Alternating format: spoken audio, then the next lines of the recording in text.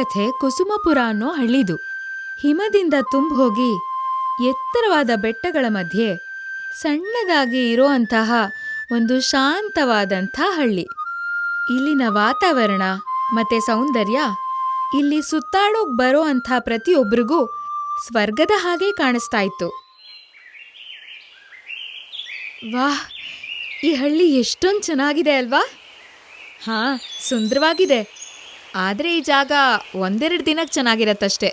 ದಿನ ಇಷ್ಟೊಂದು ಚಳಿನ ಯಾರು ತಡ್ಕೊಳಕ್ಕಾಗತ್ತೆ? ಪ್ರಿಯಾ ಖಂಡಿತವಾಗ್ಲೂ ಸರಿಯಾಗೇ ಹೇಳಿದ್ಲು. ಅಸಲಿ ವಿಷಯ ಏನಂದ್ರೆ, ಈ ಕುಸುಮಪುರ ಸಾಧಾರಣವಾದ ಹಳ್ಳಿ ಆಗಿರ್ಲಿಲ್ಲ. ಇಲ್ಲಿ ವರ್ಷದ 12 ತಿಂಗಳು ಯಾವಾಗ್ಲೂ ಚಳಿನೇ ಇರ್ತಿತ್ತು.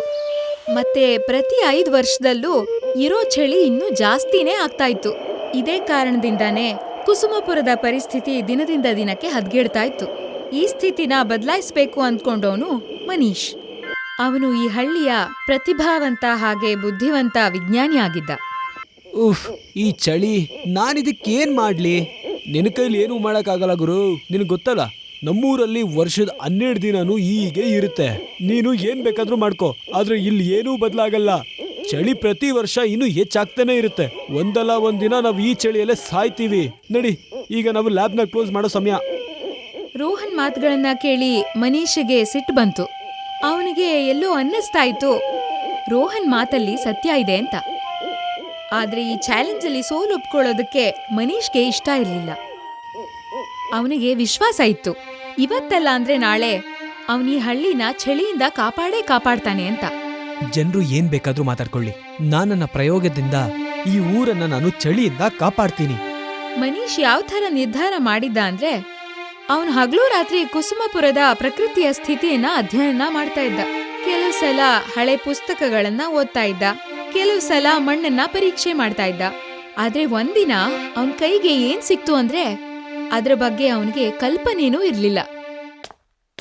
ಅರೆ ಮನೀಶ್, ನೀನ್ ಏನ್ ಮಾಡ್ತಿದ್ಯಾ ಗುರು? ಏನೂ ಇಲ್ಲ, ನನ್ನ ಹೊಸ ಪ್ರಯೋಗದ ಬಗ್ಗೆ ಯೋಚನೆ ಮಾಡ್ತಿದ್ದೆ. ಆಗ ಹೇಳು, ಮತ್ತೆ ನೀನು ಯಾವ್ದ್ರ ಮೇಲೆ ರಿಸರ್ಚ್ ಮಾಡ್ತಿದ್ಯಾ? ಹೇಳ್ತೀನಿ. ಇಲ್ಲಿ ನೋಡು, ನಮ್ಮ ಊರಿನ ಒಂದು ಹಳೆಯ ನಕ್ಷೆ. ಇಲ್ಲಿ ಪೂರ್ವದ ಕಡೆ ಬೆಟ್ಟ ಇದೆಯಲ್ಲ, ಅಲ್ಲೊಂದು ಬಾವಿ ಇದೆ. ನಿನಗ್ ಗೊತ್ತಾ ಆ ಬಾವಿಲಿ ಏನಿದೆ ಅಂತ? ಏನು? ಬಿಸಿ ಲಾವಾ. ಏನು? ಇಷ್ಟು ತಣ್ಣಗಿರೋ ಹಳ್ಳಿಲಿ ಲಾವಾನಾ? ಹಾ, ನಾನದನ್ನ ನೋಡಿ ತುಂಬಾನೇ ಶಾಕ್ ಆದೆ. ಆದ್ರೆ ಈ ನಕ್ಷೆಯಲ್ಲಿ ಆ ಬಾವಿ ಇದೆ ಅಂದ್ಮೇಲೆ ಖಂಡಿತ ಆ ಬಾವಿ ನಮ್ಮೂರಲ್ಲಿ ಇದೆ ಅನ್ಸುತ್ತೆ. ಒಂದ್ ವೇಳೆ ನಾನ್ ಆ ಬಾವಿನ ಹುಡುಕ್ಬಿಟ್ರೆ ನಾನ್ ಏನ್ ಮಾಡ್ತೀನಿ ಅಂತಂದ್ರೆ ಅದ್ರ ಬಗ್ಗೆ ಯಾರು ಕಲ್ಪನೆನೇ ಮಾಡಿರೋದಿಲ್ಲ. ನನ್ ಕೈಲಿ ಸಾಧ್ಯ ಆದ್ರೆ ನಾನ್ ಈ ಪ್ರಯೋಗಕ್ಕೆ ಪೂರ್ತಿಯಾಗಿ ಸಹಕಾರ ಮಾಡ್ತೀನಿ. ಬಿಸಿಯಾದ ಲಾವಾದಿಂದ ತುಂಬಿರೋ ಆ ರಹಸ್ಯವಾದ ಬಾವಿ ಬಗ್ಗೆ ಕೇಳಿ ಅವನಿಗೆ ಆಶ್ಚರ್ಯನೂ ಆಗಿತ್ತು, ಮತ್ತೆ ಖುಷಿನೂ. ಈಗ ಅವನ್ಗೆ ಮನೀಶನ್ ಮಾತುಗಳ ಮೇಲೆ ಪೂರ್ತಿ ನಂಬಿಕೆ ಬಂದಿತ್ತು. ಆದ್ರೆ ಲಾವಾ ಇರೋ ಬಾವಿ ಬಗ್ಗೆ ತಿಳ್ಕೊಂಡು ಅವನಿಗೆ ಪೂರ್ತಿ ವಿಶ್ವಾಸ ಬಂತು. ಮನೀಶ್ ಒಂದಲ್ಲ ಒಂದಿನ ಈ ಹಳ್ಳಿ ಭವಿಷ್ಯನ ಬದಲಾಯಿಸ್ತಾನೆ ಅಂತ. ಈಗ ರೋಹನ್ ಕೂಡ ಅವನ್ ಪ್ರತಿ ಹೆಜ್ಜೆಲೂ ಜೊತೆಗ್ ನಿಂತ್ಕೋಬೇಕು ಅಂತ ಅನ್ಕೊಂಡ. ಮಾರನೇ ದಿನಾನೇ ಅವರಿಬ್ರು ಆ ರಹಸ್ಯವಾದ ಬಾವಿನ ಹುಡ್ಕೊಂಡು ಹೊರಟೇ ಬಿಟ್ರು. ಮನೀಶ್ ಅವನ್ ಲ್ಯಾಬಿಂದ ಸ್ಪೆಷಲ್ ಇನ್ಸ್ಟ್ರೂಮೆಂಟ್ಸ್ನು ತಗೊಂಡ್ ಬಂದ. ಟೆಂಪ್ರೇಚರ್ನ ಅಳಿಯೋದಕ್ಕೂ ಸಾಧನಗಳನ್ನ ತಗೊಂಡ್ ಬಂದ.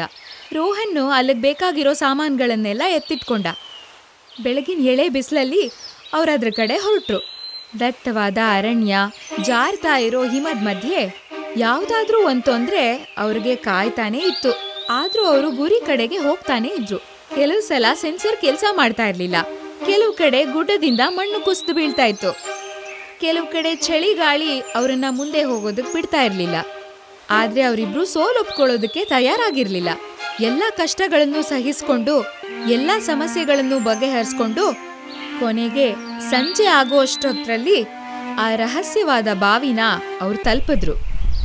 ರೋಹನ್, ಇಲ್ಲೋಡು, ನಮ್ಗೆ ಆ ಬಾವಿ ಸಿಕ್ಬಿಡ್ತು. ವಾಹ್, ಕೊನೆಗೂ ನಮಗ್ ಸಿಕ್ಬಿಡ್ತು.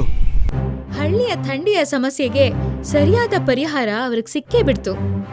ಆದ್ರೆ ಈ ಗೆಲುವು ಅವ್ರಿಗಷ್ಟು ಸುಲಭ ಆಗಿರ್ಲಿಲ್ಲ. ದಟ್ಟವಾದ ಕಾಡಲ್ಲಿ ಗಂಟೆಗಟ್ಲೆ ಅಲಿಯೋದು, ಕಲ್ಲು ಮಣ್ಣುಗಳ ಮಧ್ಯ ನಡ್ಕೊಂಡು ಹೋಗೋದು, ಆ ಥಂಡಿ ಗಾಳಿನ ಸಹಿಸ್ಕೊಳ್ಳೋದು, ಪ್ರತಿ ಹೆಜ್ಜೆಲೂ ಪ್ರಕೃತಿ ಅವರನ್ನ ಪರೀಕ್ಷೆ ಮಾಡ್ತಾನೇ ಇತ್ತು. ಆದ್ರೆ ಅವರಿಬ್ರು ಎಲ್ಲಾ ಕಷ್ಟಗಳನ್ನು ಎದುರಿಸಿ ತಮ್ಮ ಗುರಿನ ತಲುಪಿದ್ರು. ಮತ್ತೆ ರೋಹನ್, ನಾವು ಲಾವಾನ ಟ್ಯಾಂಕಲ್ಲಿ ತುಂಬಿಸ್ಕೊಂಡು ಲ್ಯಾಬ್ವರೆಗೂ ತಂದಿದ್ದೀವಿ. ನೀನೀಗ ಒಂದು ಮಹತ್ವಪೂರ್ಣ ಕೆಲಸ ಮಾಡಬೇಕು. ಏನದು? ನಾವಿಲ್ಲಿ ತಂದಿರುವಂತ ಈ ಲಾವಾನ ಸಣ್ಣ ಸಣ್ಣ ಕ್ಯೂಬ್ಸ್ ಆಗಿ ಬದಲಾಯಿಸ್ಬೇಕು. 500 ಕ್ಯೂಬ್ಸ್ನ ನೀನು ಮಾಡ್ಬೇಕಾಗತ್ತೆ. ನಾವು 1,000 ಕ್ಯೂಬ್ಸ್ನ ಆ ರೀತಿ ಮಾಡ್ಬೇಕು. ನಾವದನ್ನ ಮೈಕ್ರೋ ಫ್ಯಾಬ್ರಿಕ್ ಆಗಿ ಬದಲಾಯಿಸಿ ಒಂದು ಕೋಲ್ಡ್ ಮತ್ತೆ ಈಟಿನ ಕಂಬಳಿ ಮಾಡೋಣ. ಇದನ್ನ ಹಳ್ಳಿ ಜನರು ಡೈಲಿ ಉಪಯೋಗಿಸ್ತಾರೆ. ಆಗ ವಾ ಮನೀಶ್, ಲಾವಾಯಿಂದ ಮಾಡಿರುವಂತ ಕಂಬಳಿ, ಇದ್ರ ಬಗ್ಗೆ ಯಾರೂ ಕೂಡ ಇಲ್ಲಿವರೆಗೂ ಯೋಚನೆನೇ ಮಾಡಿರಲ್ಲ. ನೋಡ್ತಿರೋ, ನಿನ್ನ ಈ ಪ್ರಯೋಗ ಖಂಡಿತ ಸಫಲ ಆಗತ್ತೆ. ಮನೀಶ್ ಮಾತುಗಳನ್ನ ಕೇಳಿ ರೋಹನ್ ತುಂಬಾನೇ ಆಶ್ಚರ್ಯಪಟ್ಟ. ಇಂಥ ಅದ್ಭುತವಾದ ವಿಚಾರದ ಬಗ್ಗೆ ಅವನ್ ಯಾವತ್ತೂ ಯೋಚಿಸೇ ಇರ್ಲಿಲ್ಲ. ಆದ್ರೆ ಮನೀಶ್ನ ದೂರದೃಷ್ಟಿಯಿಂದ ಈಗ ಇದು ಸಾಧ್ಯ ಆಗಿತ್ತು. ರೋಹನ್ ಯಾರಿಗೂ ಹೇಳ್ದೇನೆ ತನ್ಮೇಲೆ ಎಲ್ಲಾ ಜವಾಬ್ದಾರಿನೂ ತಗೊಂಡ.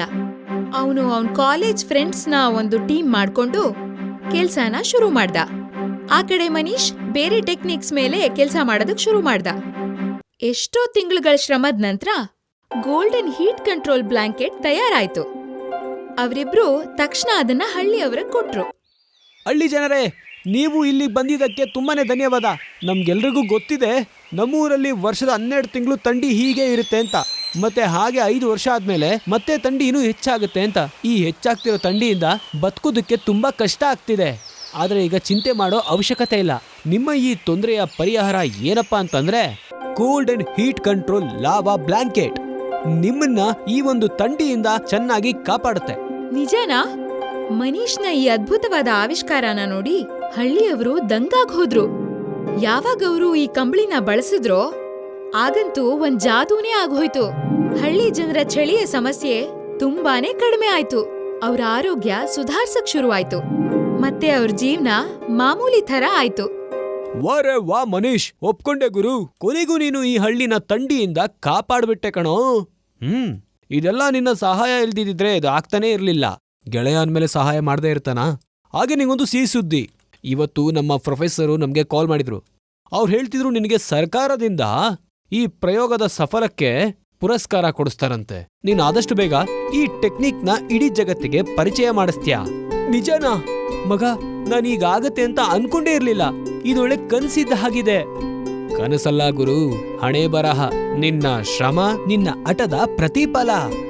ರೋಹನ್ ಮಾತುಗಳನ್ನ ಕೇಳಿ ಮನೀಶ್ಗೆ ತುಂಬಾನೇ ಸಂತೋಷ ಆಯ್ತು. ಅವನ್ ಇಲ್ಲಿವರೆಗೂ ಕಲ್ಪನೆ ಕೂಡ ಮಾಡ್ಕೊಂಡಿರ್ಲಿಲ್ಲ ಅವನ್ ಮೊದಲನೇ ಪ್ರಯೋಗನೇ ಈ ತರ ಸಫಲ ಆಗತ್ತೆ ಅಂತ. ಮತ್ತೆ ದೊಡ್ಡ ದೊಡ್ಡ ವ್ಯಕ್ತಿಗಳು ಅವನನ್ನ ಹೊಗಳ್ತಾರೆ ಅಂತ. ಈಗ ಮನೀಶ್ನ ಆತ್ಮವಿಶ್ವಾಸ ಮೊದ್ಲಿಗಿಂತನೂ ತುಂಬಾನೇ ಜಾಸ್ತಿ ಆಯ್ತು. ಮತ್ತೆ ಬಲವಾಯ್ತು. ಅವನು ಜೀವನದಲ್ಲಿ ಮುಂದೆ ಬರೋಂತ ಚಾಲೆಂಜಸ್ನ ಎದುರಿಸೋದಕ್ಕೆ ತಯಾರಾಗಿದ್ದ. ಕೊನೆಗೂ ಮನೀಶ್ನ ಈ ಪ್ರಯೋಗ ಸಫಲ ಆಯ್ತು. ಮತ್ತೆ ಅವನ್ಗೆ ಅವನ್ ಪರಿಶ್ರಮಕ್ಕೆ ಸರಿಯಾದ ಫಲಾನೂ ಸಿಕ್ತು. ಹಾಗಾಗಿ ಹೇಳ್ತಾರೆ, ಒಳ್ಳೆ ಮನಸ್ಸಿಂದ ಮತ್ತೆ ನಿಷ್ಠೆಯಿಂದ ಪ್ರಯತ್ನ ಪಟ್ರೆ ಫಲ ಸಿಕ್ಕೇ ಸಿಗತ್ತೆ ಅಂತ.